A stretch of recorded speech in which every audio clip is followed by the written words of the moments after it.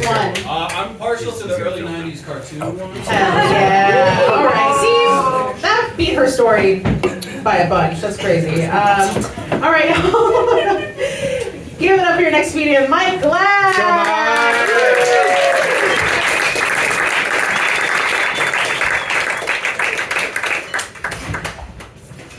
Give it up for your host, everybody.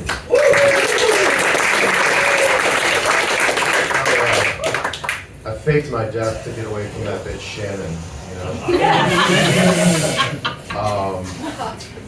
you know what really bothers me about boomers more than not wanting to retire? It's the fucking dish rag. You know what I'm talking about? They keep that dish rag by the sink and they use it to clean everything.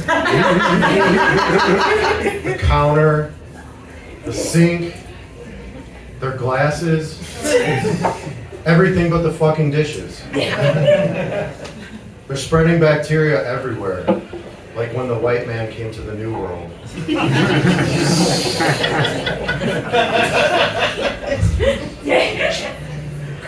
know how that one was gonna do. All right.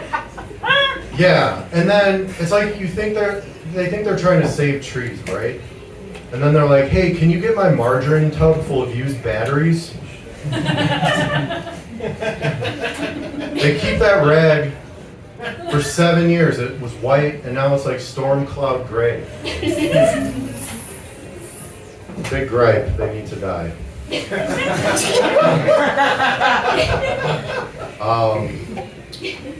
Recently, I've been reliving how much of a piece of shit I was in my 20s in my relationships with women.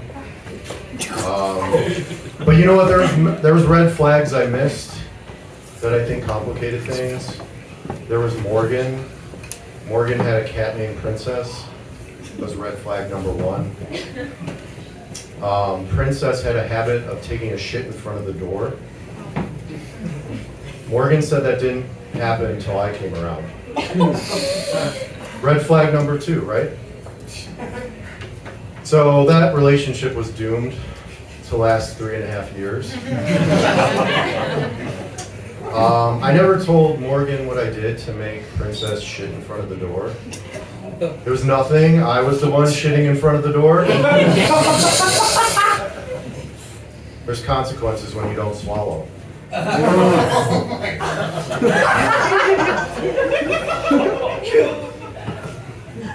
Oh, in 2008, there was Sandra, beautiful ebony goddess. I think it was her first time tickling the ivory, and she was really getting the tusk. Let me tell you.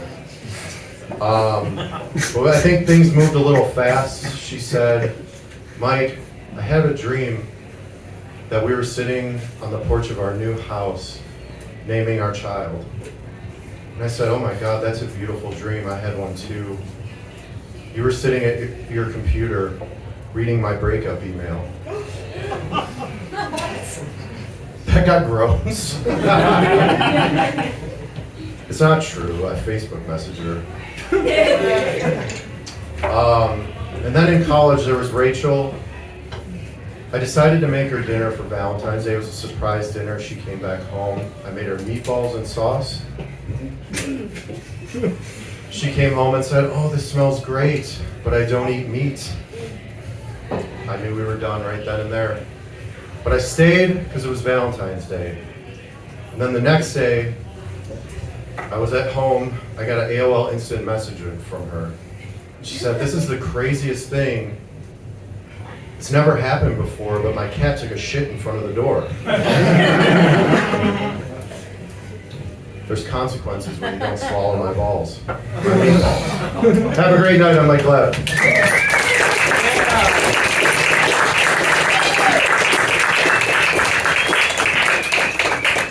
That was a beautiful therapy session, don't you guys think?